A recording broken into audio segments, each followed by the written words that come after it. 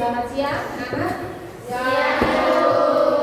Boleh satu orang pimpin doa?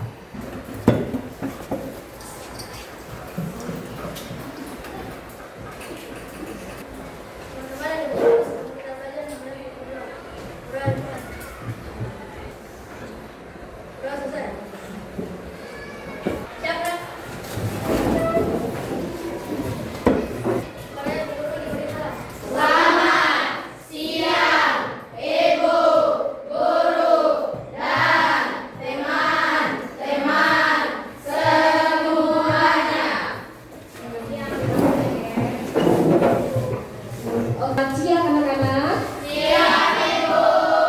Masih semangat? Masih. Coba kalau masih semangat, cek sound dulu. Ya, Ibu ada tepuk semangat namanya. Kalau Ibu bilang tepuk semangat, set.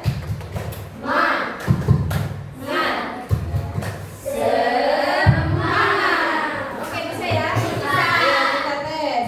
Tepuk semangat. Oke,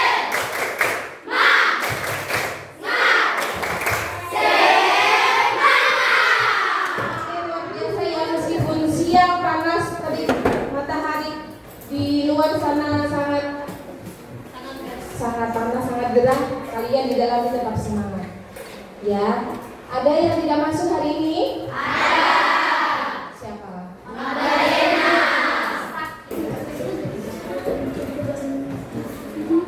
Magdalena ini jadi paling sakit loh? Sudah berapa hari jadi sakit? Dari hari Senin. Selain Magdalena masuk semua kan? Tadi sudah tepuk semangat. Sekarang tes ini dulu, tes semangat dulu lagi. Ada yang pernah tepuk 1 sampai 5? Ini banyak. 2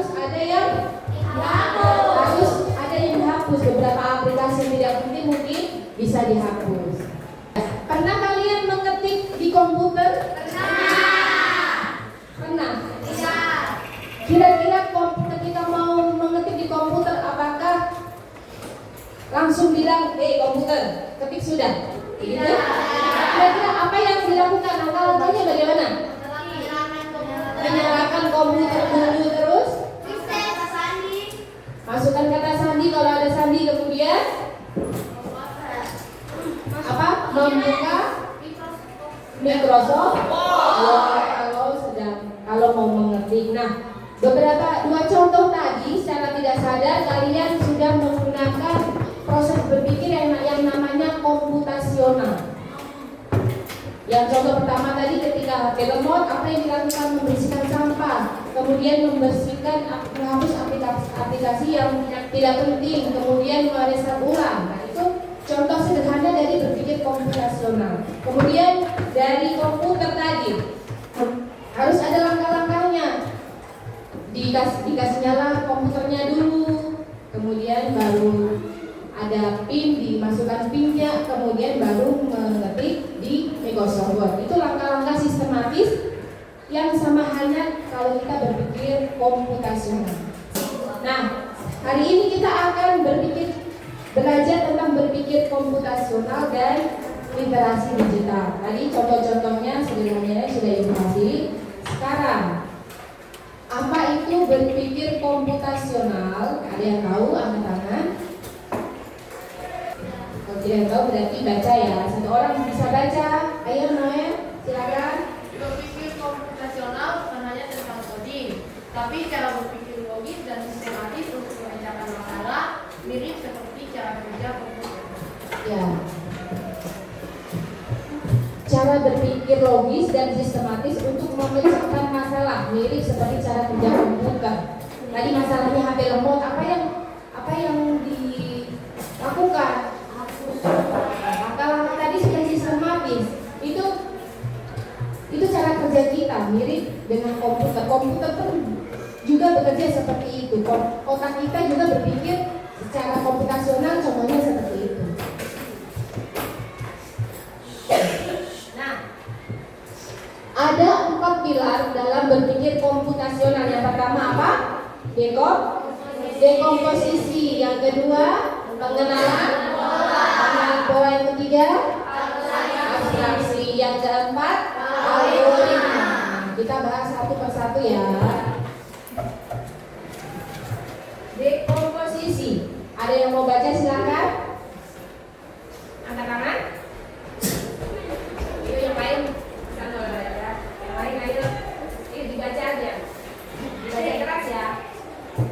Memecah masalah besar menjadi bagian-bagian kecil yang lebih mudah dikelola dan dipecahkan. Contoh, saat kalian ingin membersihkan kamar, kalian bisa memecahnya menjadi menyapu, mengepel, merapikan buku, dan membersihkan meja. Itu contoh dekomposisi dalam kehidupan sehari-hari ketika mau membersihkan rumah atau membersihkan kamar. Tidak langsung semuanya, jadi dibagi-bagi lagi menjadi beberapa bagian. Contohnya misalnya mengelap meja dulu, kemudian mengepel lantainya, atau menyapu dulu baru mengepel lantainya, gitu ya. Nah, sekarang pengenalan pola.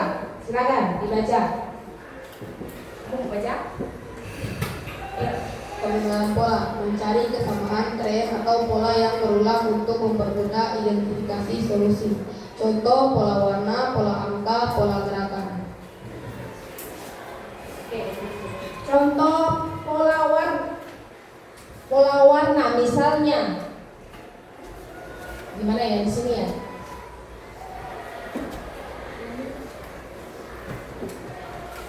Misalnya di sini ada warna putih, kemudian di sini warna hitam. Kemudian ini warna putih lagi. Kira-kira di sini warna apa? Hitam. Apa?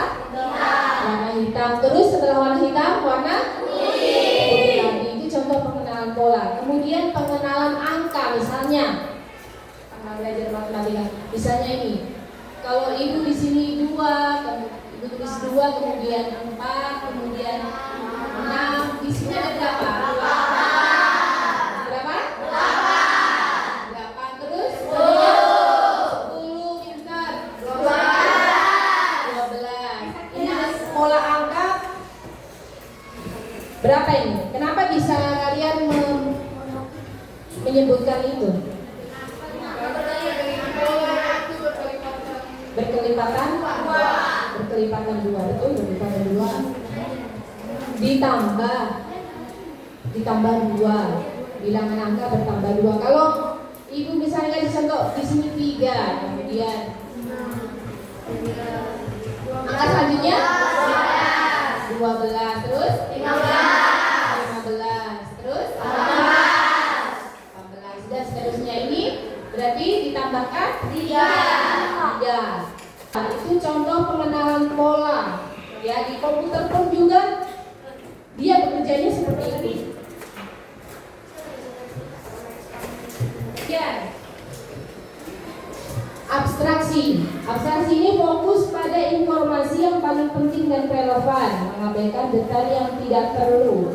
Contoh, saat membuat jadwal belajar, kalian fokusnya pasti pada mata pelajaran dan waktu, bukan pada warna buku atau jenis pulpen.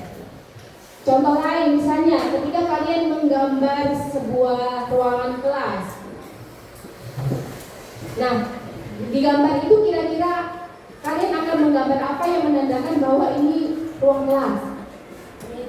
Meja, papan tulis, kursi, foto pemimpin, boleh? Burung Garuda, struktur kelas. Kira-kira yang tidak penting yang kalian abaikan apa nih? Sabar dulu, warna, betul sekali ya. Warna ini tidak harus wajib harus warna biru untuk menandakan sebuah kelas. Boleh warna yang lain. Kemudian apa tadi Noe?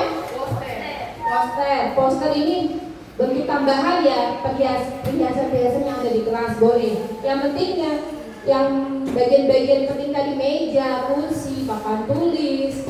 Nah, itu yang harus ada dalam gambar tersebut. Itu contoh abstraksi. Algoritma yaitu membuat serangkaian langkah atau aturan sistematis yang jelas untuk menyelesaikan masalah atau mencapai tujuan. Contohnya pada permainan robot sekarang. Sebagai contoh, anggap saja ibu ini robot. Ibu akan mengambil apa ini? Spidol ini di sini. Tapi ibu posisinya gimana ya, di sini. Nah, robot ini hanya bisa mengenal instruksi maju 1 langkah, belok kiri, belok kanan, mundur 1 langkah, dan ambil benda. Ambil apa itu? Spidol. Ingat, instruksinya maju 1 langkah, mundur 1 langkah, belok kanan, belok kiri, ambil spidol, itu. Nah, silakan jalankan supaya robot ini sampai ke tempat tujuan.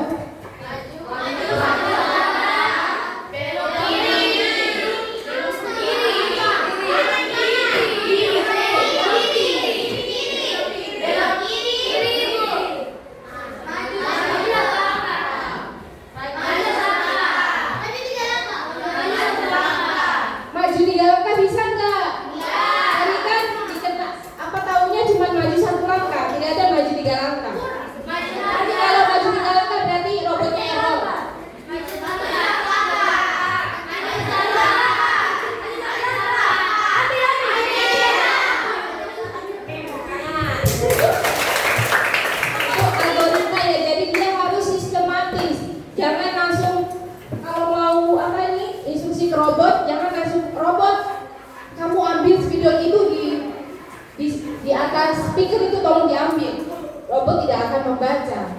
Jadi pelan-pelan kasih perintah. Selanjutnya, manfaat berpikir kritis. 1. Dapat memecah masalah yang kompleks, kemudian meningkatkan kreativitas. Yang ketiga, bisa melatih logika.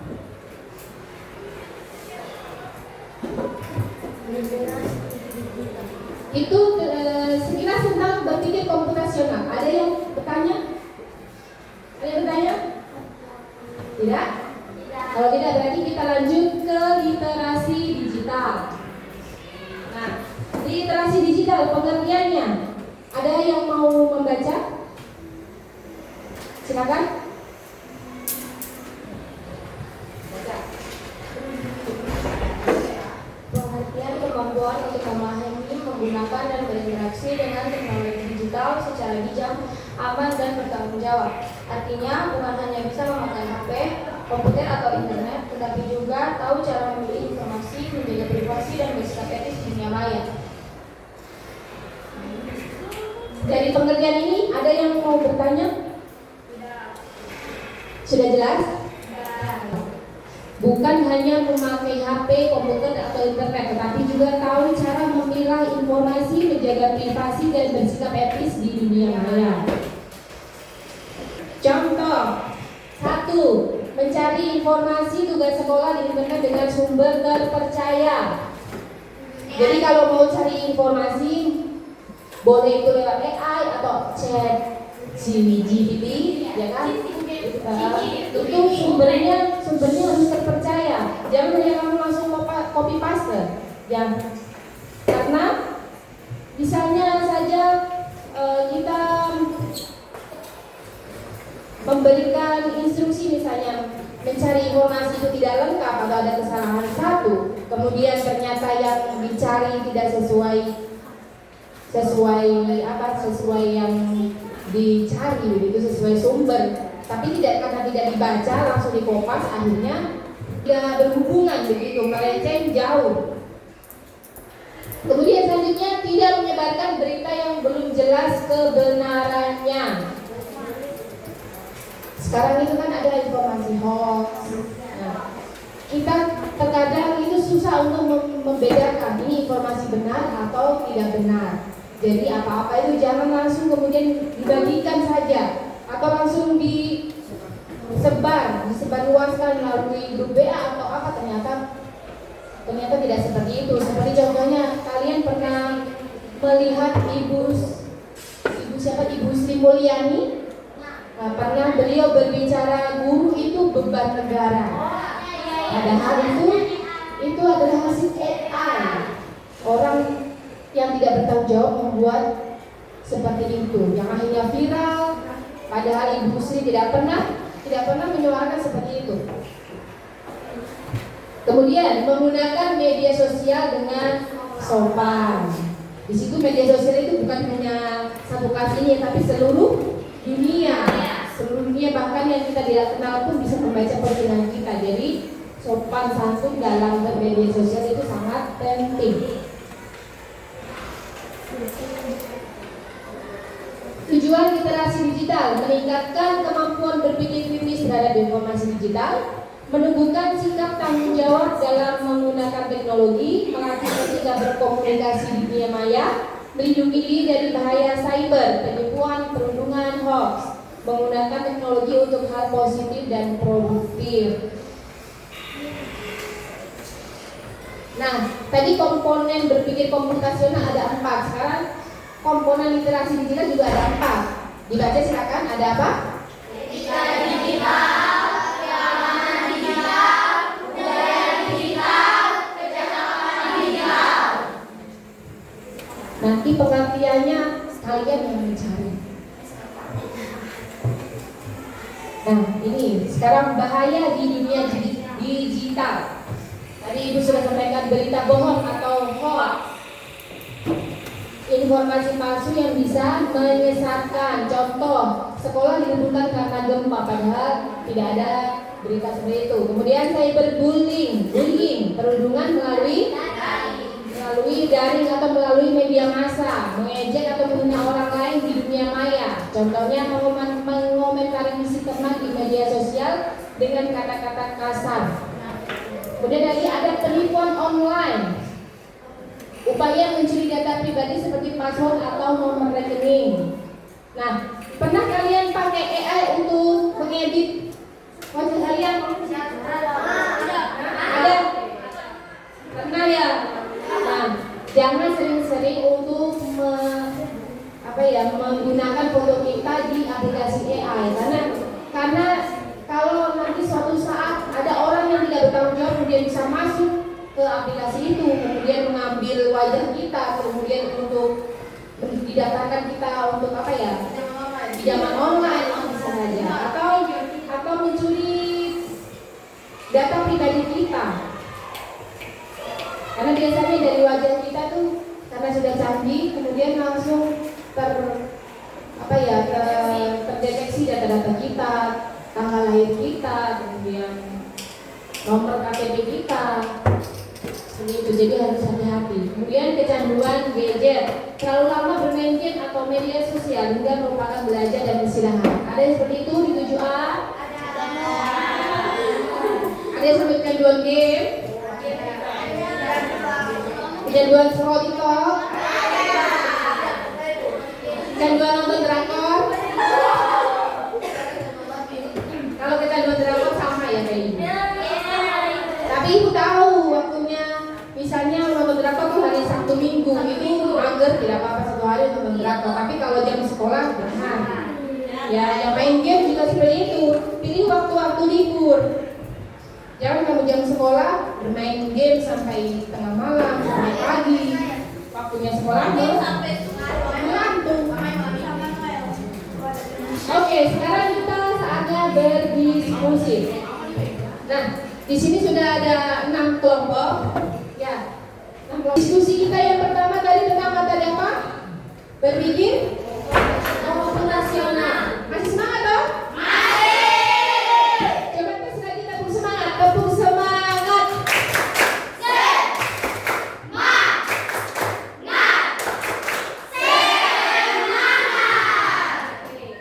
Ibu bagikan lembar kerja untuk didiskusikan bersama dengan teman-teman. Waktu pengerjaan ini jam berapa? Sayang, ada yang mau jawab? 12.36 masih ada. Ibu kasih waktu 10 menit untuk berdiskusi. Ya? Ini nggak mau.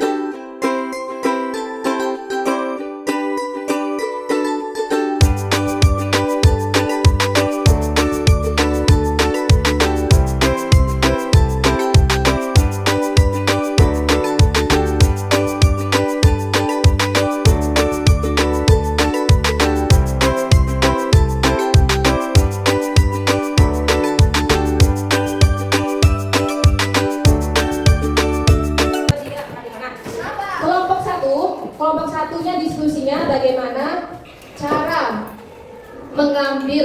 berikan instruksi pada robot untuk mengambil air itu dari posisinya itu. Posisi mana nih? Sebelah mana? Nanti digambar aja kalau biar lebih jelas. Ya? Paham? Kemudian hadapnya, coba perhatikan hadapnya robot juga kemana? Diperhatikan. Kemudian kelompok dua posisi robotnya menghadap ke sana. Sama perintahnya bagaimana kasih perintah ke robot untuk mengambil air minum yang ada di kursi sana. Itu kelompok 2. Kemudian kelompok 3 robotnya menghadap ke sana. Ya. Kelompok 3, kelompok 1 tadi robotnya menghadap ke sini. Menghadap kemana ya? Nanti pokoknya gambar saja kalau susah, gambar saja. Kemudian kelompok 2 tadi robotnya menghadap ke sini. Kelompok 3 robotnya menghadap ke sini. Ya. Itu enggak? Kelompok 4 robot menghadap ke sini. Berarti kelompoknya tinggal 5. Kelompok 5 menghadap ke mana lagi ya? Tadi sudah. Kelompok 5 diganti posisinya ya. Kelompok 5 robot dari sini.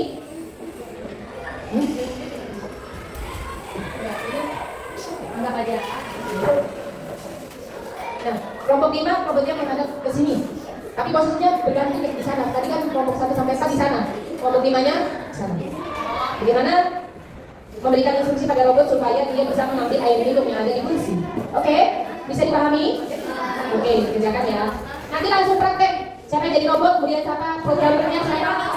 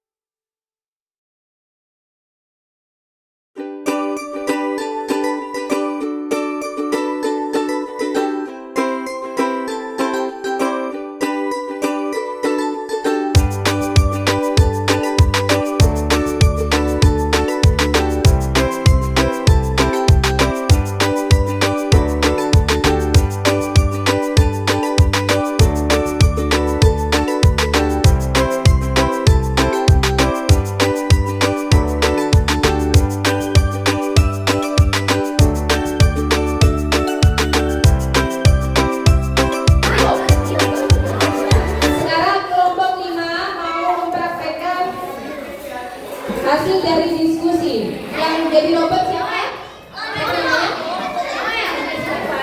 Nama Rifan jadi robot. Programmernya siapa? Noel.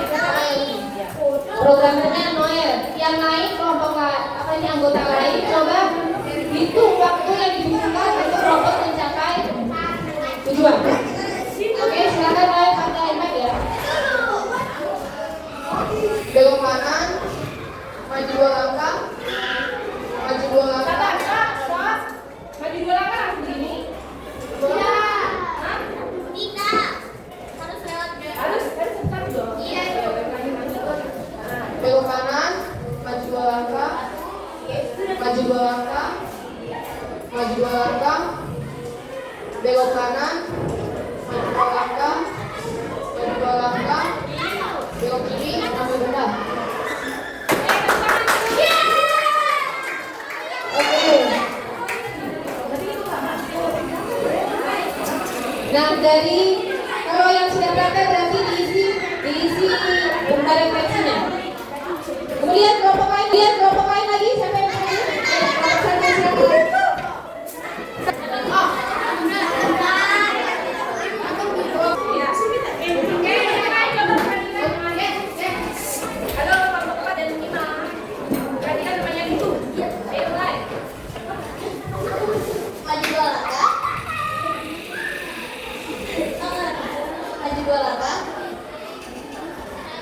Belok kanan, maju 2 langkah.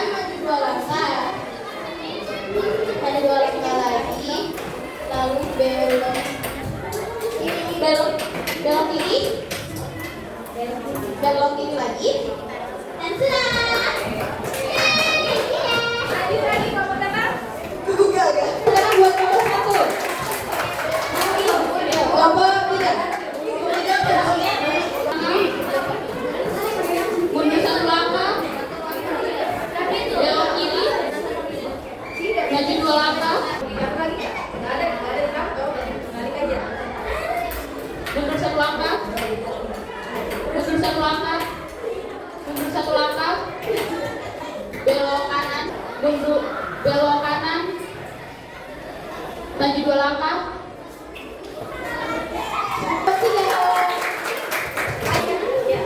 Belok kanan, maju 1 langkah, maju 2 langkah, maju 1 langkah, belok kanan, maju 2 langkah, tunda.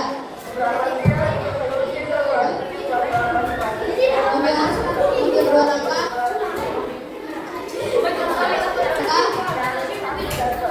maju 2 langkah.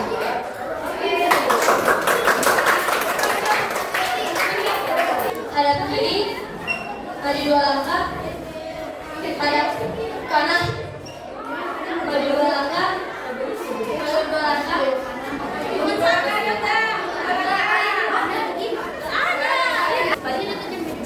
1 langkah, mundur 1 langkah, mundur 1 langkah,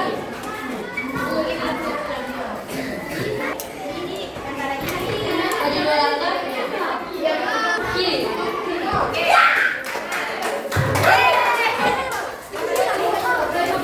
Dari kelima kelompok semuanya sudah bisa latihan menjalankan robot secara sederhana. Kita beri tepung wow untuk kita semua ya. Kalau tepung wow itu, sorry bukan tepung wow, tepung salut, tepung salut. Jempol, jempol, jempol, jempol, salut. Oke, tepung salut. Jempol, jempol, jempol, jempol, salut. Oke. Sekarang ibu minta 1 orang untuk menyimpulkan dari kegiatan permainan tadi apa yang didapatkan. 1 orang yang bersedia. Kesimpulannya 1 orang kerjasama. Apalagi selain itu, berdiskusi apalagi dari permainan tadi. Manfaatnya apa untuk kehidupan kita? Belajar. Kita bisa mengetahui bagaimana cara mengontrol robot. Bisa bikin robot berarti. Apalagi? Berkreasi. Boleh, apalagi Naya? Bisa mengkalkulasi langkah-langkah. Kemudian bisa menentukan waktu juga. Ya, itu mungkin kegiatan kita hari ini. Kita akan bertemu lagi ke pertemuan berikutnya tentunya.